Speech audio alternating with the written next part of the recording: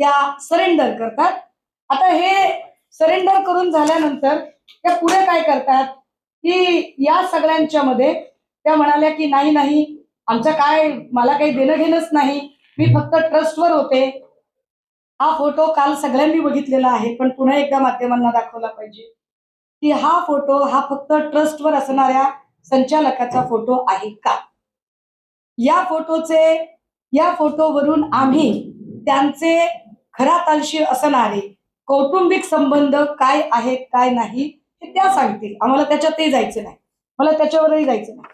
मला एका वेगळ्या गोष्टीकडे जायचंय की एका पीडितेने सांगितलं की चाकणकर स्वतः तंत्रमंत्र विद्या करत होत्या आणि अक्षरशः आपली अनामिका कापणे, आता हे अनामिका कापणे हे काय प्रकरण आहे हे मला माहित नव्हतं।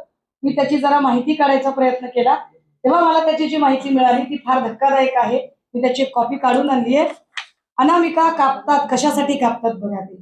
तंत्रमंत्र विद्येमध्ये हाताची अनामिका अत्यंत महत्वाची मानली जाते, कारण ती सूर्य आणि शुक्र ग्रहाशी संबंधित असून ऊर्जा वहनाचे मुख्य केंद्र आहे। या बोटाचा वापर मुख्यत्वे मंत्राचा प्रभाव वाढवण्यासाठी, विशिष्ट मुद्रा करण्यासाठी किंवा एखाद्या व्यक्तीला वशीभूत करण्यासाठी केला जातो। या बोटाद्वारे ऊर्जा शरीरात प्रवाहित किंवा शोषित केली जाऊ शकते। कशी?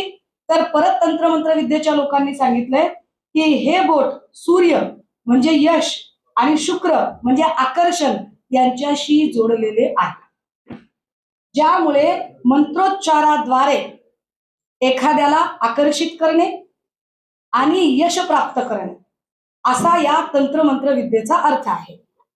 त्यांनी सांगितलं की ताई हे विशिष्ट वेळेला करतात। कधी करतात? हे सोमवती अमावस्येला करतात। हे सोमवती, आम्हाला इतकं काही त्याच्यातलं नॉलेज माहित नव्हतं। आणि मग एक फोटो एका माऊलीने पाठवला, त्याचा स्क्रीनशॉट बघा, त्याच्यात तारीख आहे खाली 12 सप्टेंबर 2024। फोटो जर नीट, मी आपल्या सगळ्यांना याची सॉफ्ट कॉपी देईन। इथे एक मोठं बँडेज दिसतंय, चाकणकरांच्या अनामिकेला एक मोठं बँडेज आहे। मी याच्या अलीकडचा पण एक फोटो आहे 9 सप्टेंबरचा। 9 सप्टेंबरला त्या एका कार्यक्रमात बोलताना दिसतात आणि या सगळ्यांच्या तारखा आहेत। हे बघा, इथे सुद्धा बँडेज आहे। हा 9 सप्टेंबरचा फोटो आहे, हा 12 सप्टेंबरचा फोटो आहे। मला कळेना की हा सप्टेंबरचा दिवस कसा आहे। आणि मग हे सगळं शोधल्यानंतर लक्षात आलं की 2 सप्टेंबर 2024 ला सोमवती अमावस्या होती। ज्या बाईंना महिला आयोगाच्या अध्यक्षपदी बसवलेलं आहे त्या